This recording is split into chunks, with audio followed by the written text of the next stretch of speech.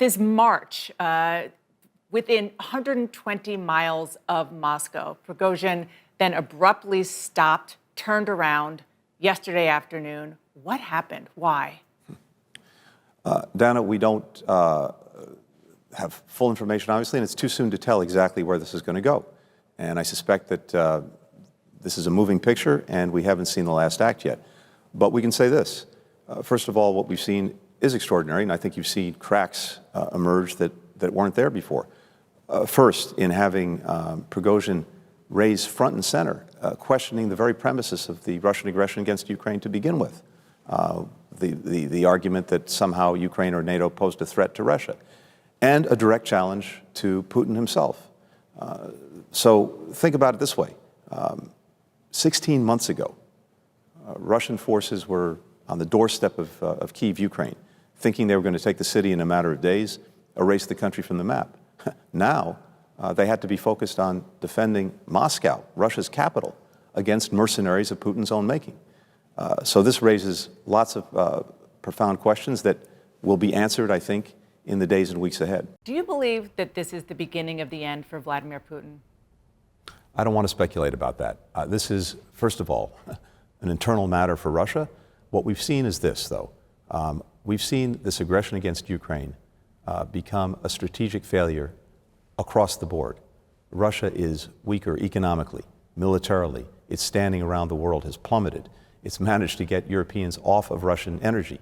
It's managed to unite and strengthen NATO with new members and a stronger alliance.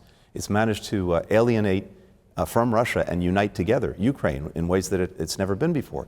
This is just an added chapter to a very, very bad book that Putin has written for Russia. But what's so striking about it is it's internal.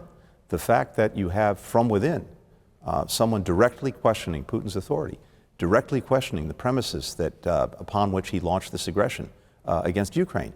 That in and of itself is something very, very powerful. It adds cracks. Where those go, when they get there, too soon to say, but it clearly raises new questions that Putin has to deal with. You talked about Ukraine, of course. Ukraine did launch simultaneous counteroffensives against several Russian fronts while all of this was happening. What is your understanding of the latest on the ground in Ukraine, and will they be able to take advantage of the chaos on the battlefield? How much is the U.S. and U.S. allies, NATO, leaning into the chaos in order to take advantage? So these are early days for the counteroffensive. It's going to play out over weeks, maybe even over months. The Ukrainians have in hand what they need to be successful. It's challenging. It's a tough terrain. The Russians have put in place lots of defenses over the last months in anticipation of this counteroffensive, but it is progressing. And to the extent that Russia is now distracted, that Putin has to worry about what's going on inside of Russia as much as he has to worry about what he's trying to do, not successfully, in Ukraine, I think that creates an additional advantage for the Ukrainians to take advantage of. But regardless, they are pressing forward. They have a clear plan. They're pursuing it.